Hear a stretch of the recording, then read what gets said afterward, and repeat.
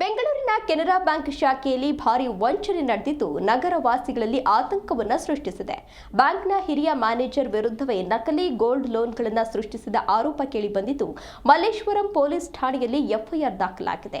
ಮಲ್ಲೇಶ್ವರಂನ 15ನೇ ಕ್ರಾಸ್ನಲ್ಲಿರುವ Canara bank ಶಾಖೆಯಲ್ಲಿ ನಕಲಿ gold ಲೋನ್ಗಳನ್ನು ಸೃಷ್ಟಿಸಿ ಕೋಟಿ ರೂಪಾಯಿ ಹಣ ಲೂಟಿ ಮಾಡಿರುವ ಆರೋಪ ಬ್ಯಾಂಕ್ನ ಹಿರಿಯ ವ್ಯವಸ್ಥಾಪಕ ಎನ್ ರಘು ವಿರುದ್ಧ ಕೇಳಿಬಂದಿದೆ.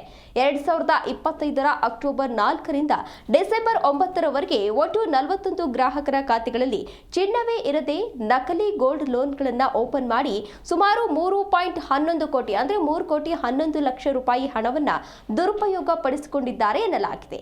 ವಯೋವೃದ್ಧರು, ಪಿಂಚಣಿದಾರರು, ಅರ್ಚಕರು ಹಾಗೂ ಹೋಲ್ಸೇಲ್ ವ್ಯಾಪಾರಿಗಳನ್ನು ಟಾರ್ಗೆಟ್ ಮಾಡಿದ ಆರೋಪವಿದ್ದು, ಬ್ಯಾಂಕ್ ಕೆಲಸಕ್ಕೆ ಅಗತ್ಯವೆಂದು ಸುಳ್ಳು ಹೇಳಿ ಅವರಿಂದ ಒಟಿಪಿ ಮತ್ತು ಚೆಕ್ ಪಡೆದು ನಂಬಿಕೆ ದ್ರೋಹವನ್ನು ಮಾಡಲಾಗಿದೆ. ಗ್ರಾಹಕರಿಗೆ ತಿಳಿಯದೆ ಅವರ ಖಾತೆಗಳಲ್ಲಿ ಗೋಲ್ಡ್ ಲೋನ್ ಅನ್ನು ತೆರೆದು ಹಣವನ್ನು ಡ್ರಾ ಮಾಡಿ ತಮ್ಮ ಖಾತೆಗೆ ವರ್ಗಾಯಿಸಿಕೊಂಡು ಎಸ್ಕೇಪ್ ಆಗಿದ್ದಾರೆ ಎಂಬ ಗಂಭೀರ ಆರೋಪ ಕೇಳಿಬಂದಿದೆ.